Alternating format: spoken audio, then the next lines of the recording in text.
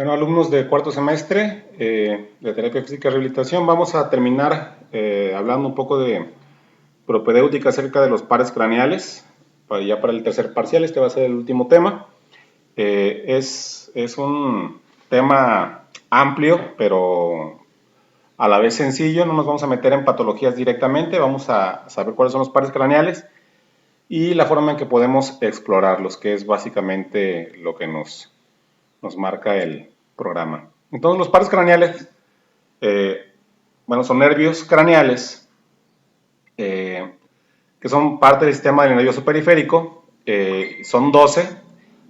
A cada uno le corresponde una parte lateral, tanto derecha e izquierda del encéfalo, y pues bueno, hay uno por cada lado, por eso se dice que hay 12 pares, y por eso se les llama así, ¿no? Pares craneales. Y en su mayoría ejercen del tronco cerebral, aunque hay un par ahí que no están completamente reconocidos totalmente, porque no emergen directamente de ahí, pero bueno, vamos a tomar como cierto que son 12 pares que emergen del tronco cerebral. Y bueno, los 12 pares craneales son el nervio olfatorio, el segundo es el nervio óptico, el tercero el nervio oculomotor o motor ocular común, que es el que maneja más músculos del ojo. Está el nervio troclear o patético, está el nervio trigémino, está el motor ocular externo o nervio abducens, es el complemento del cuarto y del tercero. También tenemos el nervio facial, tenemos en octavo lugar al nervio estatoacústico, vestibulococlear o auditivo. El noveno es el nervio glosofaringio y el décimo es el nervio vago. El décimo primero es el nervio accesorio y el décimo segundo es el nervio hipogloso. Entonces, también los podemos agrupar como nervios sensitivos o sensoriales, que entran el olfatorio, el óptico y el auditivo. Hay nervios que son motores, como el motor ocular común, el patético, el motor ocular externo, el espinal y el hipogloso. Y tenemos nervios mixtos, esto es, que son sensitivos y motores, como el trigémino, el facial, el glosofaringio y el nervio vago. Entonces, el primer par craneal, que es el olfatorio, este se va a encargar de transmitir los impulsos olfativos. Se localiza las primeras raíces nerviosas en el foramen olfatorio, en la lámina cribosal del etmoides, y bueno, a partir de ahí se perciben los olores. Bueno, para esta clase no es tan importante que sepa el origen real y el origen aparente, sino tanto las funciones. Y bueno, ¿cómo vamos a valorar el nervio olfatorio? Es importante utilizar sustancias aromáticas, puestos en envases de bocas anchas, de preferencia que sean esencias completamente puras y que no tengan, que se puedan confundir con alguno otro. Es importante que el paciente sepa el olor o sepa qué es lo que puede reconocer, porque recordemos que el cerebro no reconoce lo que no conoce. Entonces, que sea presumiblemente familiar al paciente. Podemos utilizar aromas como lavanda, naranja, café, limón, vainilla, cualquiera que pueda reconocer el paciente. Y bueno, le tapamos los ojos, le pedimos al paciente que cierre los ojos y le decimos al paciente que inhale profundamente. Y bueno, él tiene que reconocer el olor. Si es capaz de reconocerlo, presumimos que el nervio olfatorio está conservado. Hay algunas manifestaciones clínicas como la hiposmia, en la que no hay una adecuada percepción del olor o del aroma. Puede ser por enfermedades nasales, por tabaquismo, alguna infección del virus del herpes simple, que haya tenido radioterapia local por alguna enfermedad oncológica, que tenga un problema congénito, que haya inhalado algún agente tóxico como solventes, polvos, la cocaína. Y el mismo envejecimiento a veces nos va haciendo perder un poquito la capacidad de oler. La parosmia, que básicamente es la percepción de olores que no son reales, o que los están alucinando o que se pueden confundir con otros olores.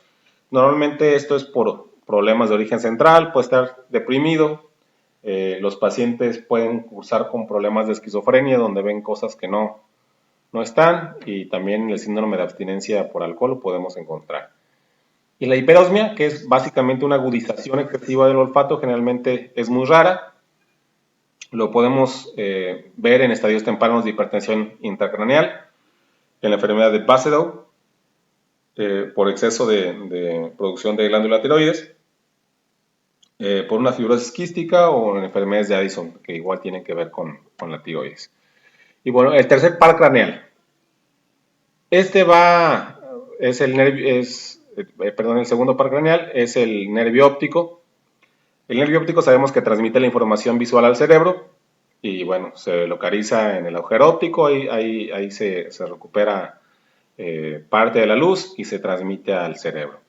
Entonces, para su exploración vamos a comprender cuatro aspectos distintos. Está los campos visuales, o sea, qué tanto llega a ver, la percepción de los colores.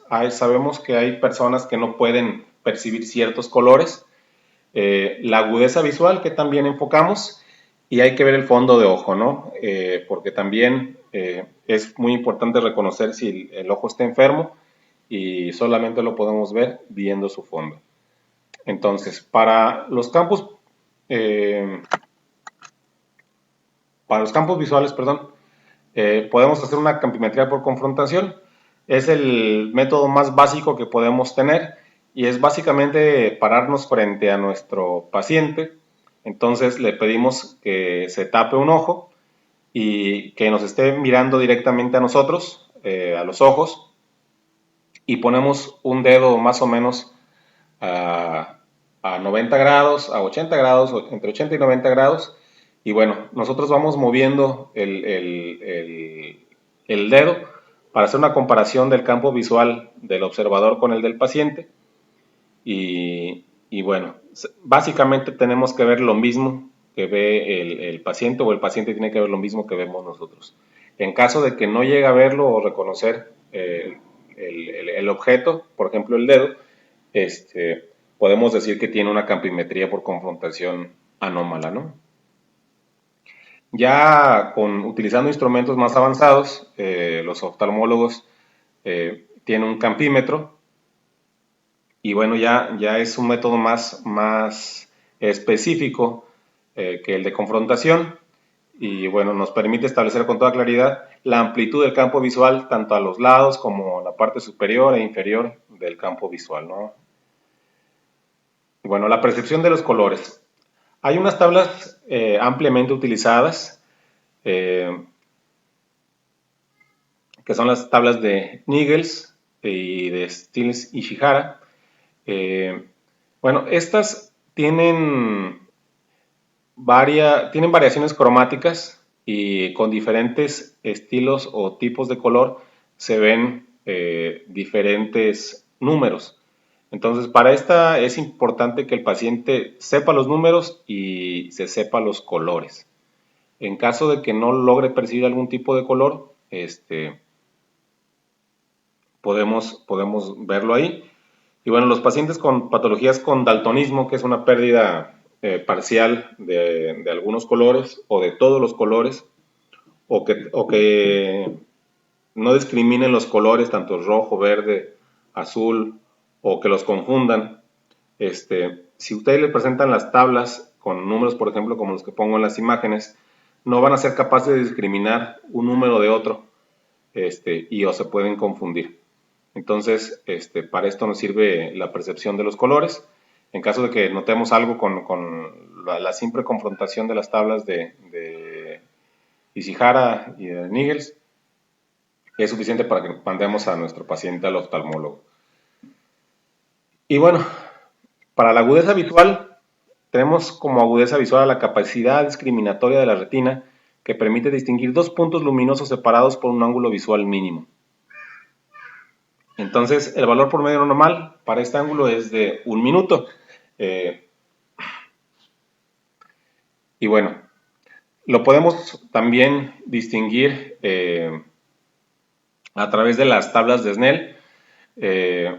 Para esto se utilizan esas tablas puestos a 6 metros o 20 pies.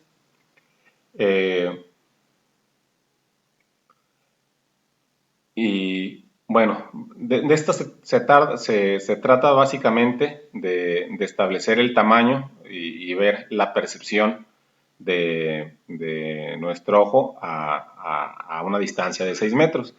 Entonces, si se dan cuenta, por ejemplo, vemos en la imagen del lado izquierdo una E mayúscula en la que se supone que a 200 pies de distancia deberíamos poderla ver. Eh, pero se va disminuyendo hasta que se va fraccionando, ¿no? Entonces, el numerador indica la distancia y el denominador indica la hilera que pudo leer correctamente. Entonces, si nosotros somos capaces, la visión normal o la agudeza visual es 20-20, ¿no? Un ser humano con una agudeza visual conservada, bien conservada, es capaz de ver la hilera número 8 a ese tamaño, a 20 pies de distancia. Y bueno, en caso de que no lo pueda ver y que vaya subiendo hasta, por ejemplo, nada más ver la tercera línea, ¿no? La T, la O y la Z, decimos que tiene una agudeza visual de 20-70. Y si las ve por debajo de 20-20, significa que tiene una agudeza visual pues un poco más mejorada, ¿no? Por así decirlo. Pero también en algunas ocasiones suele ser patológico. Hay personas que ven muy bien las cosas de lejos y no ven bien las cosas de cerca, ¿no? Es lo que llamamos ahí miopía y estigmatismo. Y bueno, el valor normal aquí es 20-20. Ahora, el fondo de ojo, es por medio de una exploración instrumentada, se utiliza un oftalmoscopio y, y bueno, para explorar necesitamos, si vamos a explorar el ojo izquierdo del paciente, lo tenemos que hacer con el ojo izquierdo del explorador. Y bueno, este estudio incluye la papila óptica, las arterias, las venas retinianas y hay que poner mucha atención en cualquier inclusión extraña. Entonces, ¿qué esperamos ver en el fondo de ojo? Ese es un fondo de ojo normal.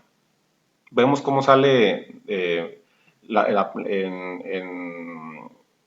donde emergen todas los vasos sanguíneos. Ahí precisamente está la retina y tiene un espacio enfrente como que se ve más oscuro, como circular, es la fóvea. Entonces, aquí podemos encontrar el fondo de ojo, papiledema, que el papiledema es el engrosamiento pasivo del nervio óptico. Normalmente es secundario a hipertensión intracraneal y casi siempre es bilateral. Es un signo temprano de hipertensión intracraneal, es importante reconocerlo. Y normalmente no hay pérdida de la agudeza visual y los reflejos pupilares siguen siendo normales. Entonces, aquí tenemos imágenes del papiledema desde su parte más inicial o incipiente hasta la forma más grave. Entonces veamos en la figura A, es un papiledema incipiente, o sea, va empezando, se ve un poco más brilloso la papila, que es el círculo amarillo de donde emergen los vasos. En la figura B tenemos un papiledema desarrollado, se ve como si fuera manchas de fuego. Los vasos suelen estar un poco tortuosos. Cuando tenemos un papiledema ya crónico, está tan edematizada la papila que comienza a envolver a los vasos sanguíneos. Sin embargo, se llegan a ver de manera muy tenue la salida de ellos. Y cuando tenemos un papiledema grave que está muy edematizada la papila, absorbe por completo no se ve la salida o entrada de los vasos sanguíneos, ¿no? Entonces se pierden los vasos sanguíneos. Ahí los que nos dictaminan o los que nos avisan qué tan grave o qué tan incipiente está es la salida de los vasos sanguíneos. Y bueno, dentro de las manifestaciones clínicas en el nervio óptico tenemos algunas patologías como el daltonismo, que es un defecto genético hereditario de origen recesario ligado al X. Y bueno, podemos tener un daltonismo acromático en el que el individuo no tiene ninguno de los tres tipos de conos o esos conos no son funcionales y presenta nada más, se presenta en un caso de cada 10.000 personas y, y nada más. Tenemos el monocromático, en donde únicamente existe uno de los tres pigmentos de los conos y bueno, se queda reducida a un solo color, ¿no? Rojo, verde, azul.